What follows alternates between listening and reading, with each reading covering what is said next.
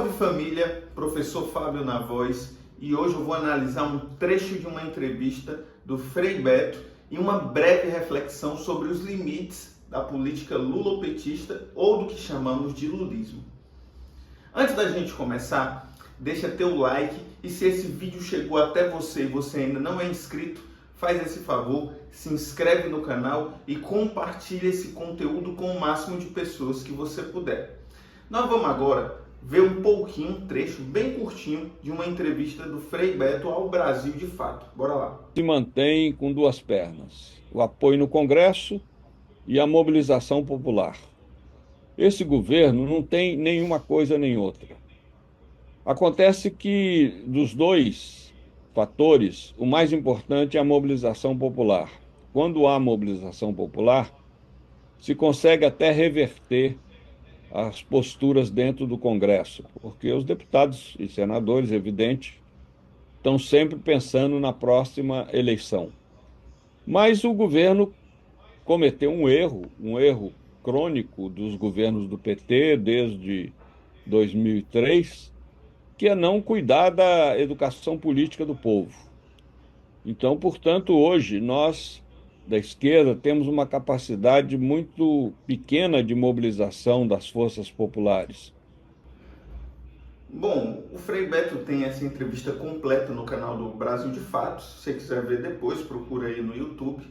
É uma entrevista, inclusive, que tem coisas que dá para discordar, dá para concordar, dá para fazer reflexão, mas tem uma série de contribuições muitíssimo importantes do Frei Beto. Se você é mais jovem e não conhece, o Frei Beto é uma figura importantíssima para as esquerdas brasileiras. É daquele grupo dos dominicanos, é da teologia da libertação, né? Tem um grande processo ali de... Esses atores foram muito importantes, seja para a construção de movimentos sociais no Brasil, seja para a construção do PT ali no final dos anos 80, haja vista que no processo da ditadura civil-militar, a Igreja Católica foi esse lugar também de reflexão política e tem essa compreensão de que Jesus, ou de ler Jesus Cristo a partir dos dilemas e das lutas do povo latino-americano. Isso é muito importante. Mas, para além de tudo isso, o Frei Beto também foi conselheiro do Lula durante o primeiro mandato e foi também uma das cabeças pensantes do programa Fome Zero. E uma das características do Fome Zero era que ele tinha como fator primordial o combate à fome, mas necessariamente também um processo de educação política.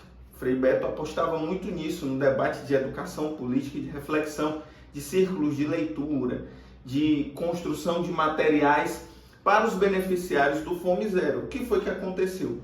Como o Fome Zero não passava diretamente pelos prefeitos, era um recurso advindo do governo federal, os prefeitos protestaram contra o programa.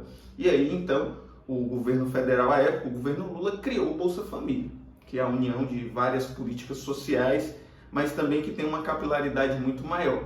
Então, o Frei Beto sempre foi um cara que teve como princípio fundamental a formulação de uma educação popular e uma educação política do povo.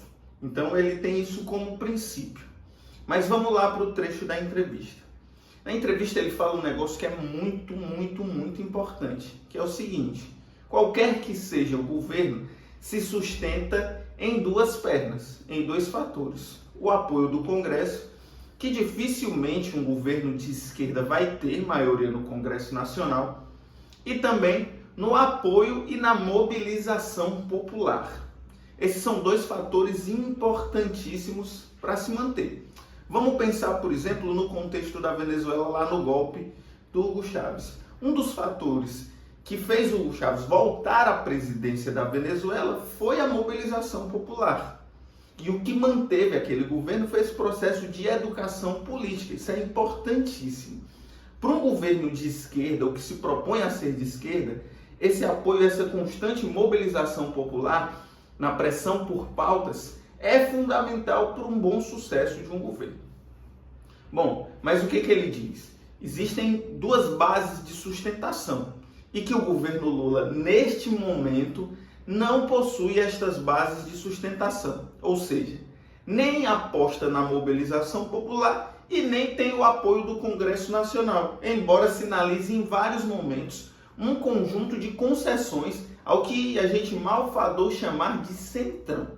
Mesmo com tudo isso, você tem partidos da base aliada do governo que votam contra pautas do próprio governo. Então você não tem apoio do Congresso Nacional, você vive numa relação um tanto quanto o Congresso ali lhe chantageando, e em contrapartida você não aposta na mobilização popular, você não tem mobilização popular. E aí é que eu chego na questão. Essa sempre foi, sempre é a tática do lulismo, ou do que a gente chamou de lulopetismo.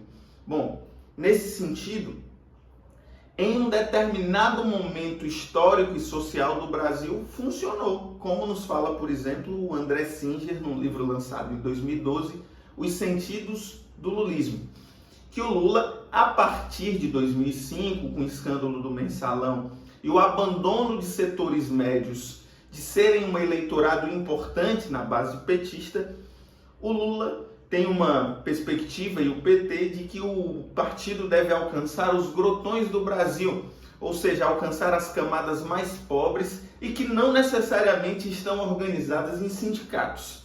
Ou seja, a partir daí surge esse lulismo. O Lula se encontra como líder que se encontra com as massas e que se constitui de alguma forma como árbitro dos conflitos de classe da sociedade brasileira. Em um determinado momento, isso foi possível. Você tinha uma conjuntura política e econômica favorável para esse tipo de condição. No entanto, chegou ao seu teto e ao seu limite. Tanto é que em 2016, a então presidenta Dilma Rousseff sofre um golpe de Estado, porque não se torna mais possível. Bom, e aí você teve em todo esse momento histórico um processo de destruição de políticas sociais, do enfraquecimento dos sindicatos e dos movimentos sociais, por exemplo, com a reforma trabalhista, e que culminou na eleição do Bolsonaro em 2018. Com a eleição do Bolsonaro, torna-se cada vez mais improvável que setores da direita, inclusive, se coloquem como apoiadores ou fiéis fiadores do que a gente chama de base governamental petista. O que o PT quer, na verdade, com esse governo é restabelecer o Pacto da Nova República, sendo que ele foi completamente esgarçado a partir do golpe de 16 e, consequentemente, com a eleição do Bolsonaro. Por que eu estou dizendo isso? Porque durante aquele período, ou durante o governo Bolsonaro, esses setores da direita, do centrão, são muito mais simpáticos a esta política do que uma política de centro-esquerda. Ou seja, você fica extremamente encurralado, você fica numa situação complexa. E, em contrapartida, o petismo quer repetir essa tática que já deu certo, no entanto, em outro momento histórico do país. Esse é o grande problema. Essa é a grande questão. Naquele momento histórico, o Brasil era outro. A conjuntura social e política era outra. Nós não tínhamos a extrema-direita. Agora nós temos a extrema-direita completamente mobilizada. Nós temos uma bancada evangélica que ideologicamente se identifica muito mais com os setores da extrema-direita do que com o governo de centro-esquerda. E você tem uma direita fisiológica que chantageia, mas que é necessariamente muito mais fechada com os setores da extrema-direita. Ou seja, no campo do Congresso Nacional você tem uma situação de completo encurralamento, digamos assim. No entanto, o que seria e que poderia ser a contrapartida seria a mobilização popular. No entanto, como já falei, o PT quer repetir, ou o Lula quer repetir essa receita de um Brasil que já mudou. E o que acontece? As lutas sociais que surgem, que emergem nesse contexto, as mobilizações sociais não são ouvidas ou não são tratadas como um elemento importante de que pode jogar o governo ou a sociedade mais à esquerda. As mobilizações populares são tratadas como inimigas do governo, como se estivessem abrindo espaço à extrema-direita. E isso é muito complicado, isso é muito ruim, porque você paralisa a sociedade brasileira, você cria um consenso passivo e você joga toda a mobilização, toda a criticidade, uma criticidade inclusive bem limitada, mas todo o enfrentamento a essa lógica para a extrema-direita. Você joga a insatisfação popular, você joga a insatisfação pela não garantia de serviços públicos e de direitos elementares no colo da extrema-direita. Isso é um erro muito grave, porque não é a mobilização que faz o governo atrapalhar, mas é esse tipo de tática nessa conjuntura em que vivemos. Ou seja, o governo nem tem apoio do Congresso, como nos diz Frei Beto, e nem também aposta na educação popular e na mobilização popular como um fator preponderante para, inclusive, pressionar os setores das elites brasileiras e pressionar o Congresso, o parlamento. Isso seria um elemento central. Ao contrário, de fato, o governo acaba tomando uma estratégia e uma tática de caráter de paralisia das lutas, como se nós estivéssemos ainda naquela conjuntura. O que o Bolsonaro, o bolsonarismo, a extrema-direita fez foi romper com esse pacto. E hoje é quase que impossível governar sobre estes marcos. Ou seja, nós estamos numa situação extremamente complicada. Deixa eu dar um exemplo para você. O próprio Lula e o governo não utilizaram, por exemplo, comunicados em cadeia de rádio e TV para falar de diversas situações.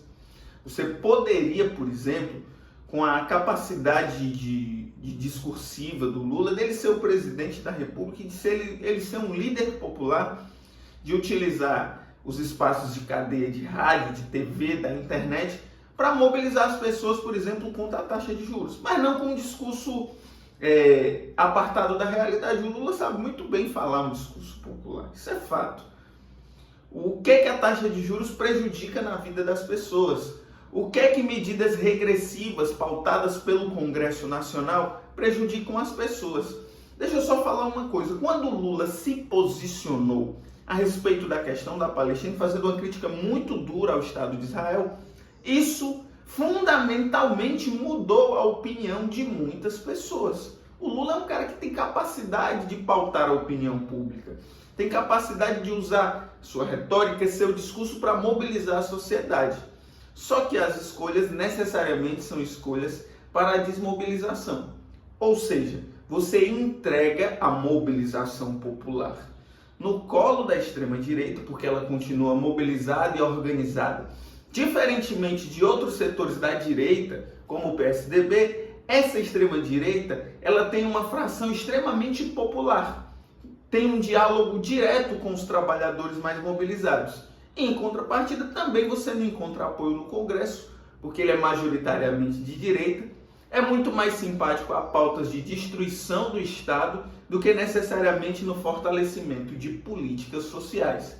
Ou seja, o governo vive sob um dilema.